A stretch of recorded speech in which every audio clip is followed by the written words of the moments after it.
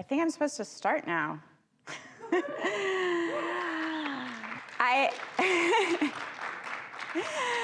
Thank you. I had like 1 more minute left. I'm like, I'm just pull my boots up. It'll be fine. All right. So hi, I'm Amy Newell.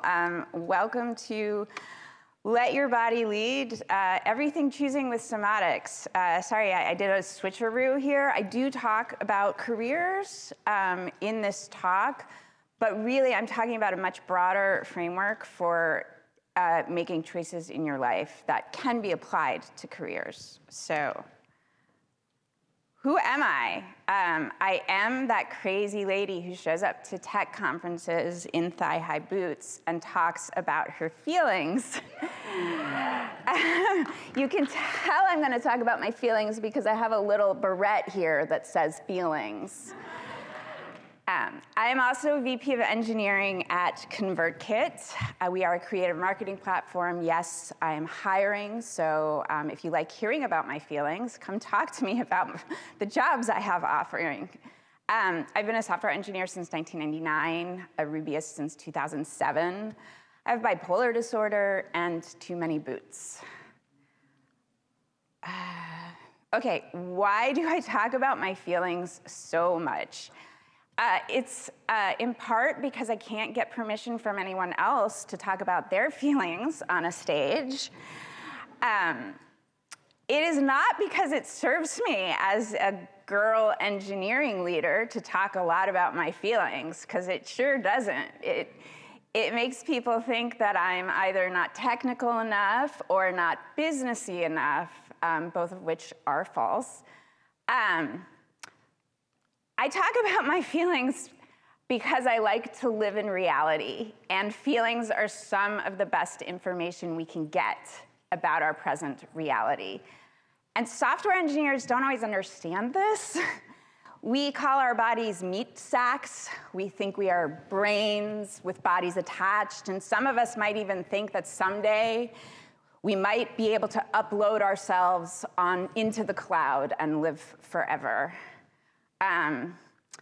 This is a profound misunderstanding of the nature of the human experience. Our bodies are not meat sacks.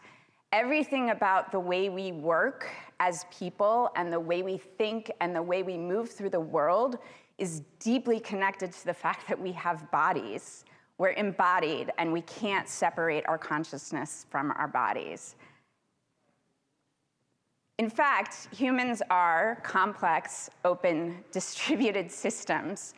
We obviously are very complex. We have a lot of things going on all over our bodies that are interacting with one another. So there's not really a centralized thing. We're open because we're interacting with the world around us and responding to the people around us. We have mirror neurons, so we're all like in this larger system together.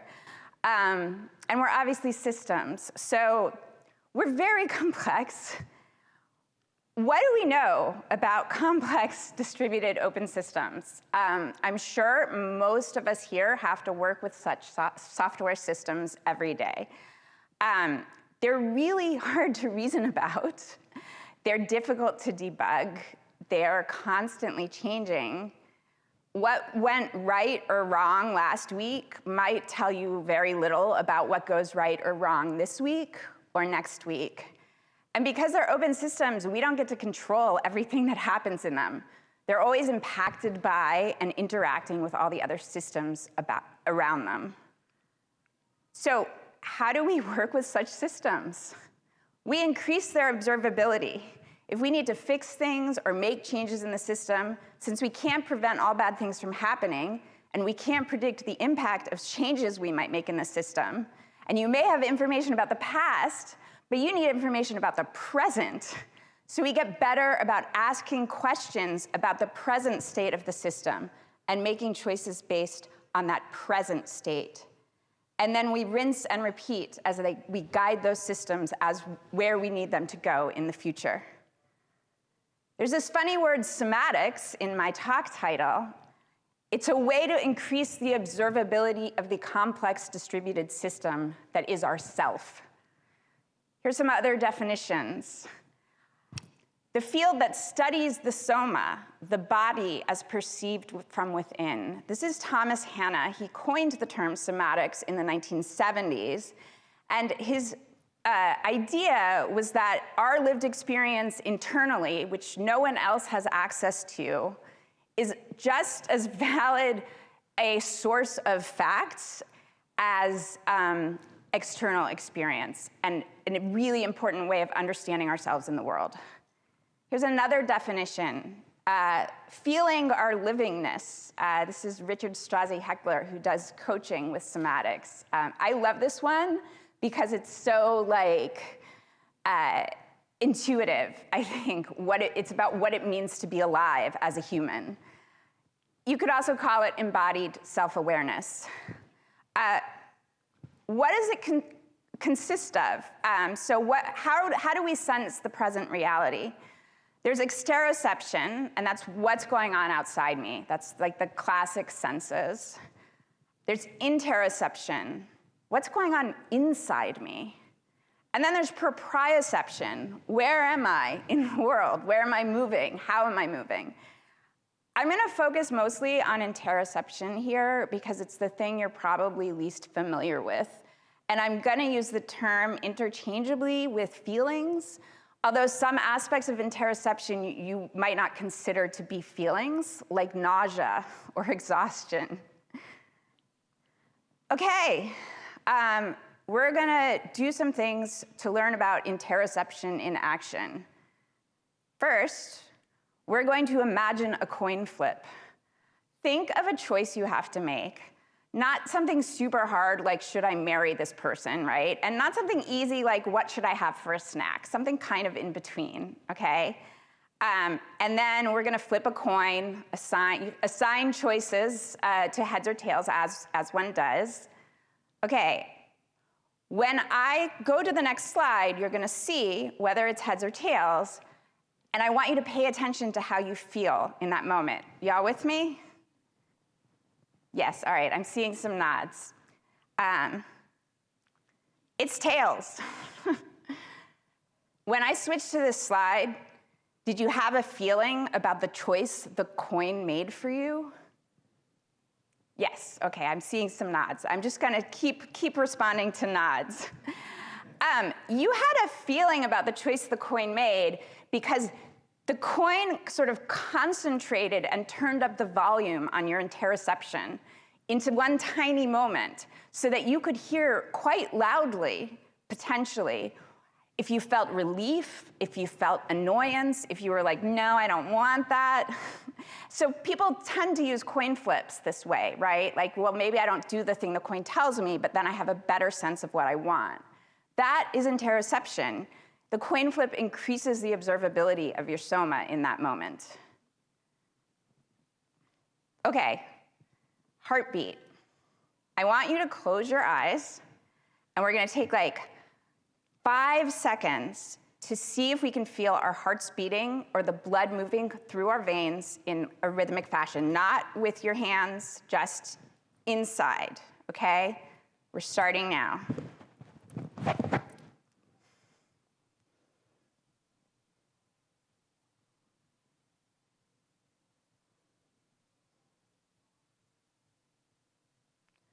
Okay, raise your hand if you could feel your heart beating. Okay, so most of you can.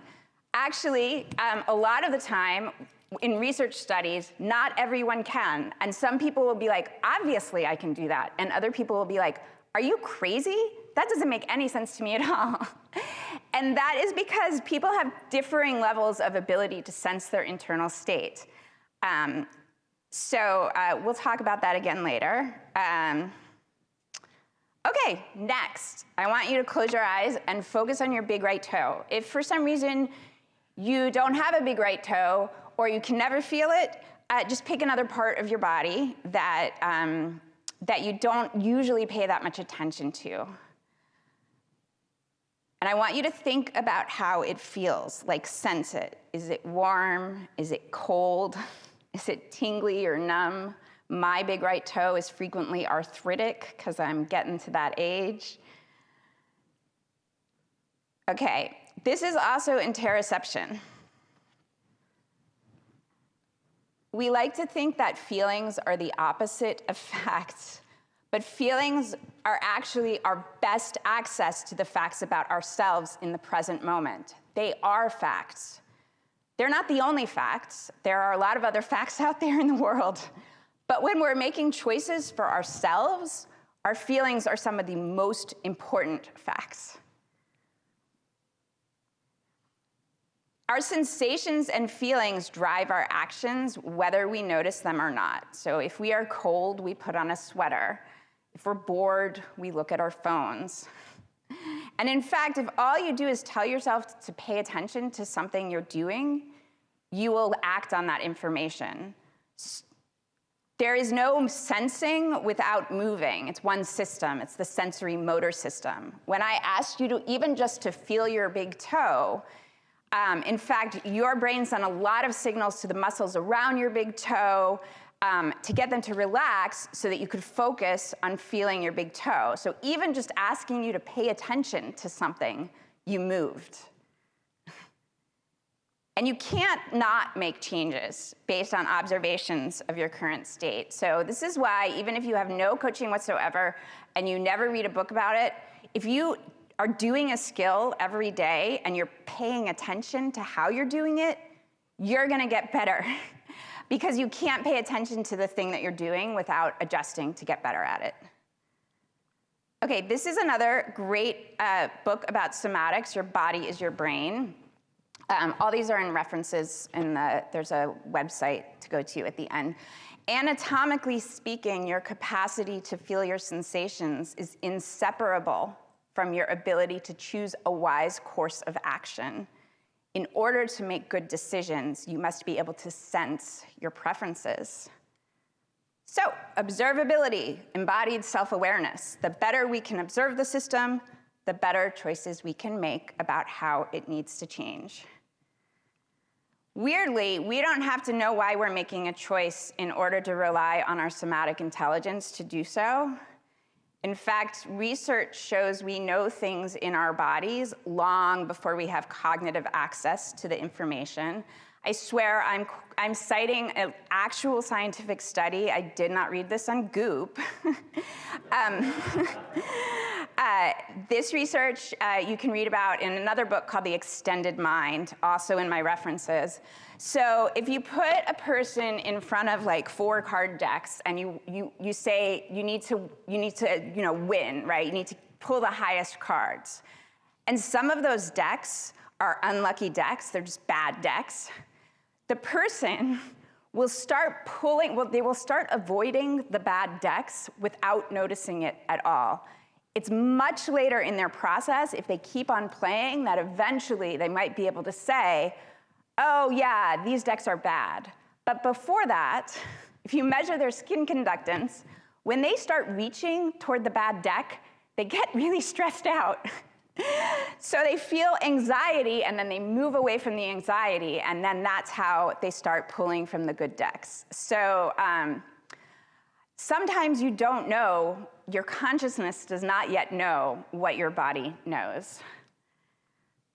Research also shows, though, that the better we can sense our internal state and name it, and at the same time see what's going on around us, bring it into our awareness, the better choices we can make. So people who are really good at responding to stressful situations, they're very highly aware of their internal state as well as what's going on the outside, and they're adjusting their internal state to meet the outside conditions at the same time that they recognize that their internal state knows some things that are useful that they don't know in their consciousness yet, right? There's a whole study also about Wall Street traders, and like the better ones have like much better interoception. So how do we get better at paying attention to what is going on inside us in the present moment? We practice. Uh-oh, I said practice. Did I just trick you into attending a mindfulness workshop? There's no more, like no breathing, no, we're done.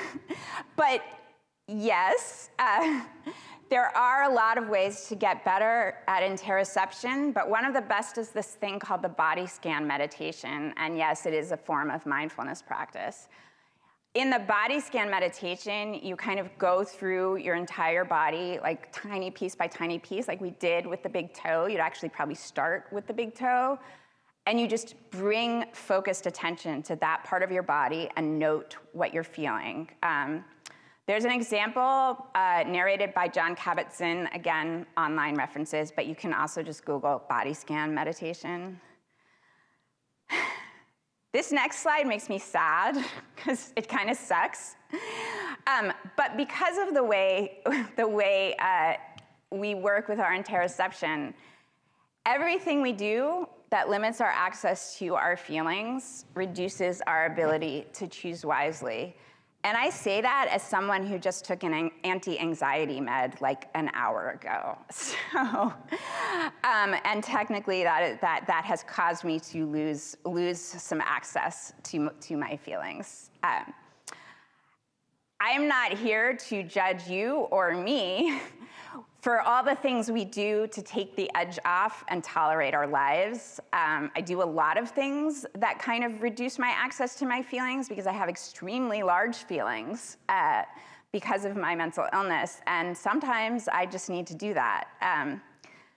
Nevertheless, it is a really relevant, unpleasant fact that when we do that, we are reducing the observability of everything about ourselves and not just the thing we're trying to tolerate or avoid. So we are making poorer choices. Okay, I'm gonna talk about some things that could go wrong with your somatic intelligence and your interoception.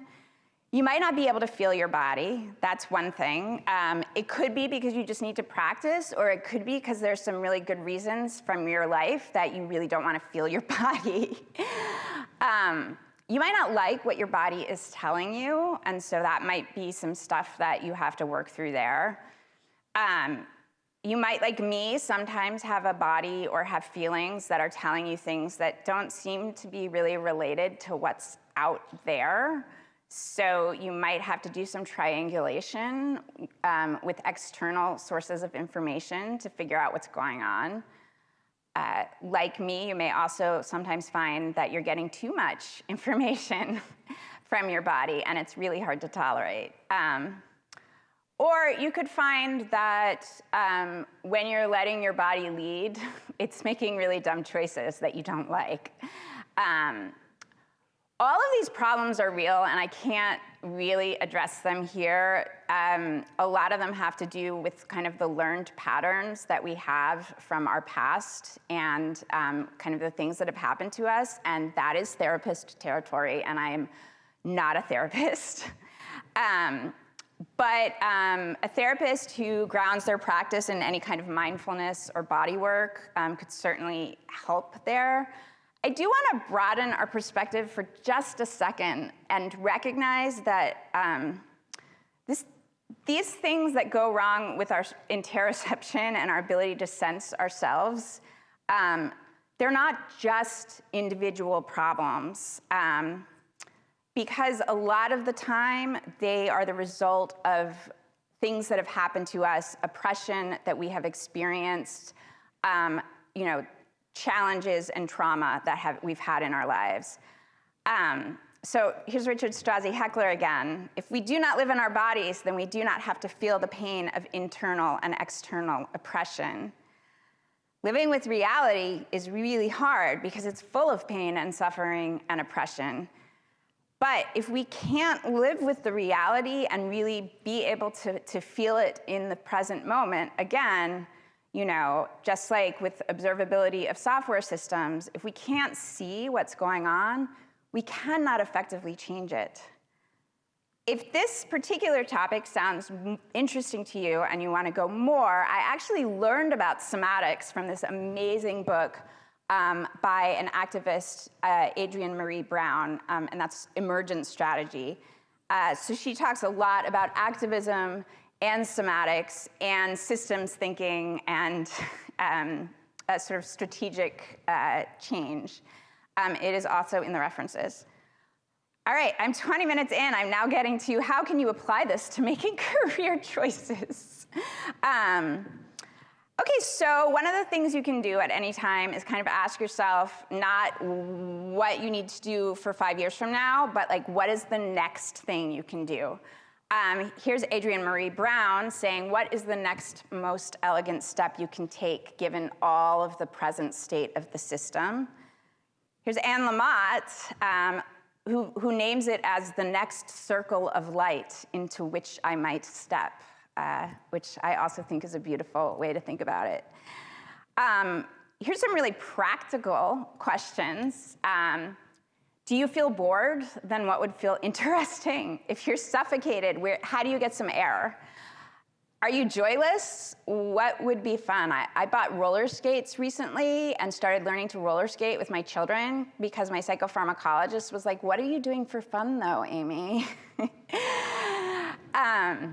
Do you feel excited? If you're excited, then what is causing that and how can you get more of it in your life?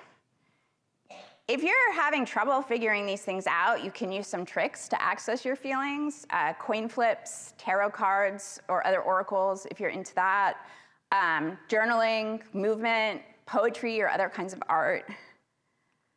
Connect with your felt sense of yearning and your felt sense of caring. Those are both feelings that you feel in your body. You yearn for something in your body. What is it that you want? You don't have to be able to answer this question in words. And just like those people who started avoiding the unlucky card decks but couldn't say why, you might not even be able to answer the question in words, but you can answer it in choices. It's not an intellectual exercise. It's an embodied experience. So you can just do what feels right. I can give a couple examples of this from my personal career journey. There was a moment, I forget what year, I was an engineering manager at the time, and I reported to the director, and they reported to the VP. And the VP was leaving, and I had a one-on-one with the director, and I said, well, are you gonna try to get promoted to VP? And he said yes. And in that moment, I had this very powerful feeling. And I said, well, I would like to be director. I didn't know before that moment that that was something I really wanted. And yet in that moment, that was the next thing. That was the next most elegant step. For my current job, right, at ConvertKit, I was not looking for a role at all at the time. I had just sent out an email with ConvertKit because I was using the product for a creative project of mine. And I received that day a recruiting email looking for a VP of engineering. And it was a Rails shop at a good size, and I liked the mission, and I just started talking to them. I thought, well, I'll have one call. And I just kept enjoying talking with them, and I kept liking what I was hearing, and now I have a job, and it's delightful. It was certainly the right choice, but there was never any moment where I made checkboxes and did pros and cons, or it was just all right, I guess this is what I want now. So if you like where you're going, even if you can't say why you decided to walk that way, your body's leading you and it's doing a pretty good job, so congrats. Another way to put this, Mary Oliver is a poet. This is from a really lovely poem called Wild Geese. You only have to let the soft animal of your body love what it loves. Why do I emphasize choosing over planning? They're very different things. We make a plan with just our minds, and we choose with our bodies, and we choose with our bodies every single moment. That's the only time we can choose is in the present moment. So all the plans in the world will do nothing for you if the choices you're making with your body every day aren't in accord with those plans. You will not get where you're planning to go if you keep choosing something else. We're also really bad at predicting what we want in the future, and we're especially bad at it if we ignore the best source of information we have about how we'll feel in the future, which is how we feel right now. So if you really want to make a plan, how do you want to feel in 5 years? And what makes you feel that way now? And what are the choices that you think you can make right now that lead you think, in that direction? All right, let's wrap this up. I'm proud of my time. I think I'm doing okay. This is Richard Strozzi Heckler again. There's a certain warmth and joy that emerges as we become in touch with the somatic reality of our lived experience. Our bodies now appear as encyclopedias of information about how we are dealing with our present transition. We might not always like this information. I don't always like the things that my body is telling me. I don't want to feel the arthritis in my toe. It interferes with my dance plans. But even that is like, I have amazing access to information about what's going on inside me at any moment, and it's really incredible. Now I'm gonna read you a quote from Audre Lorde. She was an incredible activist, poet, and this is from an extremely, it's short, famous, and incredible, so you should read Poetry is Not a Luxury.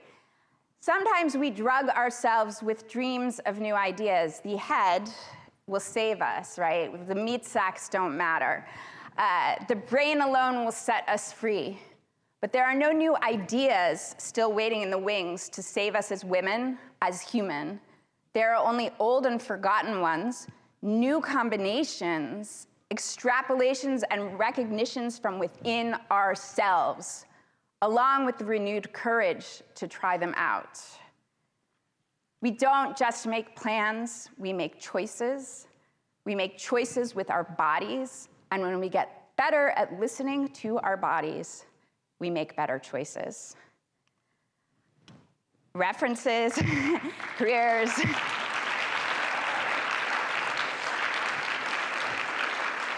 Thank you, thank you. I have like 3 minutes. I don't know that we're set up for questions, but someone could shout out. I will repeat it if anyone has a question. Otherwise, I can just end. Yes? How do I talk about my feelings at work? So, different ways with different people, right? But I can give you one example. I took a mental health day not long ago, and I took it because I realized I had gotten into this pretty panicked state about some things that were happening. And the panic was causing me to behave in ways that I didn't think were helpful, especially as a leader. So I posted in the engineering Slack channel, and I said, hey, y'all, I'm taking a mental health day, and here's why. It's because this is happening, and it's bad for everybody, and so I need to go and like deal with that and take myself down off of that in order to be effective as a leader, and so I don't like make things worse while I'm flailing. That's one way that I talk. Other questions? Anything else? Okay, so the question is, in one-on-ones, as a leader, how do I incorporate feeling check-ins with them? So one thing that ConvertKit actually was already doing when I arrived is that most meetings, including one-on-ones, tend to start with a red, yellow, green. So people just kind of naturally have the opportunity to say, oh my God, I'm red today, my child is sick, or, so that's one way. When there is a power differential, as there is with people who are reporting to me, I try to be very careful. It's very important that I not be dumping my feelings down on them. Like, I might share something about what's going on for me, but I'm really careful to be like, I am okay. I have a therapist. I have these other, I don't need anything from you. And I think that's a really important thing it's hard for leaders to remember, especially when you have a close team, but it's I think, very important. I think I can answer like a 10-second question. Or we could just call it, and I will stand here and answer questions after. So Let's call it. I'll be here after. Thank you so much.